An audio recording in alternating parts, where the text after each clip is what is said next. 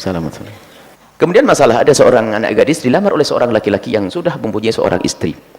Yang harus difahami bahwa langkah yang akan diambil oleh putri Anda adalah langkah hanya orang yang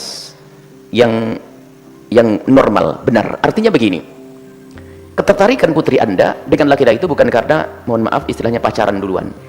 Ini yang menjadikan permasalahan dan repot itu. Misalnya terlanjur seneng dulu, dirayu, dijanjikan main ini rendah. Artinya apa? Di dalam Islam memang ada istilah nikah 1, 2, 3, 4. Akan tapi di sini kan ada aturannya. Apakah laki-laki tersebut misalnya, sebagai seorang laki-laki kami nasihati laki-laki, kalau Anda ingin menikah 2 atau 3, itu ada tanggung jawab, bukan urusan nafkah saja. Pendidikan istri, pendidikan anak, tanggung jawab di hadapan Allah, bukan urusan senang-senang saja. Akan tapi tanggung jawab besar di hadapan Allah Subhanahu wa taala. Dan jangan main-main urusan yang demikian ini. Karena Anda mengambil seorang wanita dengan perjanjian di hadapan Allah. Mitsaqun ghalidun, perjanjian yang amat berat. Jangan main sana sini seenaknya, menikah seenaknya sendiri, zalim kepada kaum wanita. Ini adalah termasuk dosa. Tapi ada tanggung jawab besar di hadapan Allah bagi seorang laki-laki yang menikah. Kemudian dia, bagi seorang wanita pun jangan seperti sebagian orang mengatakan anti poligami. Poligami ada di dalam Islam. Kalau Anda tidak mau, itu adalah urusan diri Anda sendiri. Tapi jangan sampai menantang syariat baginda Nabi Shallallahu Alaihi Wasallam. Artinya apa? Anda sebagai seorang jangan mikir masalah poligami, suami jangan mikir poligami. Kalau sudah datang waktunya, itu ada sendiri bagiannya masing-masing. Jangan istri setiap hari awas, setiap hari ngancam suaminya, awas jangan poligami, sampai sumpah suaminya. Yang nggak ingat poligami jadi mikir poligami. Ngapain ini? Ini perempuan kok diam saja, jalan hidup dengan indah, suami istri yang baik, selesai. Nah ini, sehingga masuk dalam curiga yang berlebihan. Bahkan sampai imannya keropos. Seorang wanita lebih senang suaminya berzina daripada menikah lagi. Ini hina betul tuh wanita. Ini karena apa? Egois. Baik bagi kaum pria, waspada, urusan poligami ada, akan tapi jangan sampai Islam itu tercoreng gara-gara cara poligami Anda yang salah. Jadi berpoligami adalah menikah karena Allah, bukan karena ingin pamer. Aku istri 2, 3, wah hebat saya. Bukan itu. Tapi memang karena ada hajat dan karena sebuah tujuan yang mulia. Ini ada dalam Islam yang demikian itu. Tapi jangan main-main. Jangan ada niat dolim di balik itu semua, memanfaatkan seorang perempuan yang terjepit. Dan juga kadang wanita itu sendiri yang menjadikan seorang berani melangkah. Misalnya apa? Nggak apa-apa bang, biarpun datang kepadaku setahun sekali nggak apa-apa. Yang semua laki-laki itu nggak pengen poligami, gara-gara perempuan nawar begitu, ya lumayan deh setahun sekali. Nah, kan ini kan karena digoda oleh setan. Jadi makanya Anda sebagai seorang wanita harus Anda mengerti, Anda punya harga diri, Anda punya kemuliaan, Anda harus mengerti tentang diri Anda sendiri. Cuma biasanya seorang wanita kadang-kadang seperti itu. Memang boleh seorang wanita mengatakan seperti Sayyidah Saudah, hariku untuk Aisyah, yang penting aku tidak dicerai oleh Rasulullah. Memberikan haknya untuk Siti Aisyah. Boleh saja, misalnya apa? Aku rela kau nikahi wahai seorang pria, yang penting aku punya suami saja. Adapun masalah kebutuhanku tidak usah. Mungkin yang demikian itu. Akan tapi mungkin ini memang wanita itu tidak membutuhkan, bukan dalam irama merayu biar laki-laki itu berani maju. Laki-laki itu mula-mula maju itu tidak berani, cuman gara-gara perempuan ngomong, sudah bang, urusan rezeki kan saya punya duit, gak usah kasih nafkah, nggak apa-apa, yang penting saya halal saja. Akhirnya laki-laki berani.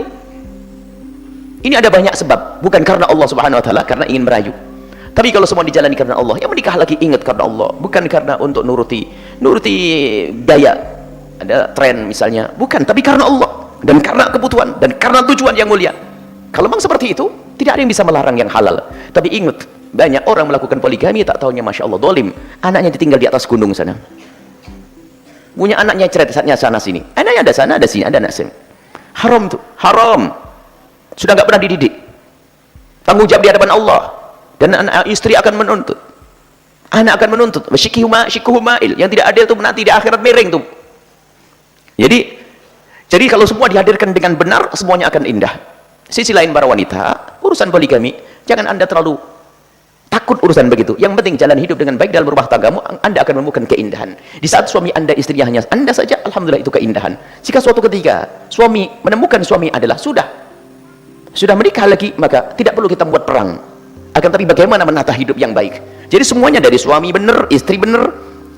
Memang kalau Anda punya hak, kalau minta kepada Allah, ya Allah biar suami saya untuk saya saja, ya boleh saja. Jadi ini masalah poligami itu kadang-kadang dihadirkan dengan hawa nafsu, dihadirkan dengan hawa nafsu dari kaum pria, hawa nafsu dari kaum wanita, sehingga wanita mengingkari Al-Quran, mengingkari hadis. Sang laki-laki pun pakai kadang-kadang, ini sunnah Nabi. Sunnah Nabi. Imam Nawawi itu menyebutkan, wahai para bapak yang mulia, nikah dengan satu istri saja ada hukumnya wajib, ada hukumnya sunnah, ada hukumnya makruh, Ada hukumnya haram. Nikah satu istri saja ada yang haram. Kok enak bener Anda ngomong nikah 2-3 adalah sunnah Nabi.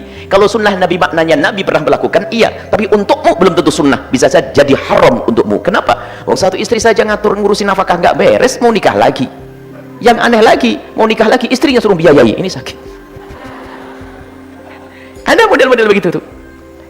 Jadi makna sunnah itu pernah dilakukan oleh Nabi, tapi bagimu belum tentu sunnah. Anda lihat tentang kemampuanmu dalam memberikan pendidikan dan seterusnya. Baik, ini sangat mukaddimah supaya tidak salah paham.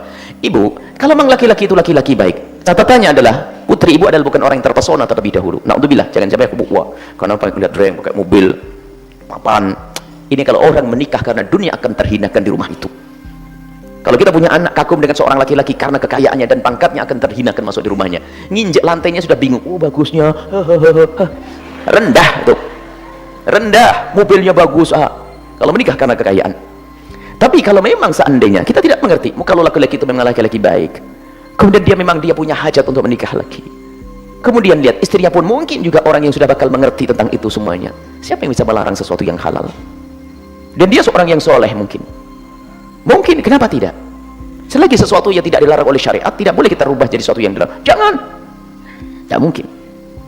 Apakah jaminan kalau jadi istri kedua lalu ribut terus? Belum tentu. Seperti halnya, apakah kalau istrinya cuma satu jaminan bakal tentrem? Jaminan tentrem? Enggak, itu istrinya satu ribut terus tuh ada kok. Jadi nggak ada jaminan ketentraman, itu adalah hati yang tertata. Di saat istri satu, istri dua, istri tiga, sama, bisa semuanya. Jadi kembalikan kuncinya kepada hakikatnya. Apakah laki-laki itu baik atau tidak di hadapan Allah? Kira-kira secara agama seperti apa? Kalau memang secara agama baik, dan kalau membicara secara agama sudah lupakan tentang jabatannya apa, kerjanya apa. Kalau seandainya duduk manis dengan kami masih bakal tanya kerjanya apa dia, saya bisa baca di situ. Karena istilah mapan, mobil, itu mobilnya bisa kredit kan, belum beres. Nah, jangan saya artinya, jadi bukan karena urusan dunianya tapi urusan agamanya. Kalau dia seorang soleh, baik dan sebagainya, kemudian dia melamar dengan baik-baik, idza ja'akum man tardawna dinahu faqbalu. Kalau ada orang datang kepadamu dan secara agama engkau setuju dengan dia orang soleh, orang baik, hati-hati jangan kau tolak. Masalah istri 2-3 ini babnya beda. Itu babnya adalah Anda berhak memilih yang lainnya. Misalnya Anda punya prinsip, kalau bisa menikahlah dengan suami laki-laki yang belum punya istri. Itu adalah prinsip kriteria yang Anda tanamkan. Boleh-boleh saja.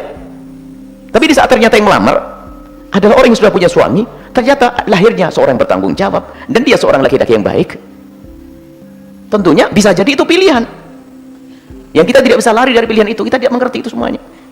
Baik, Anda kembalikan, minta petunjuk, tanya siapa laki-laki itu, kebaikan seperti itu.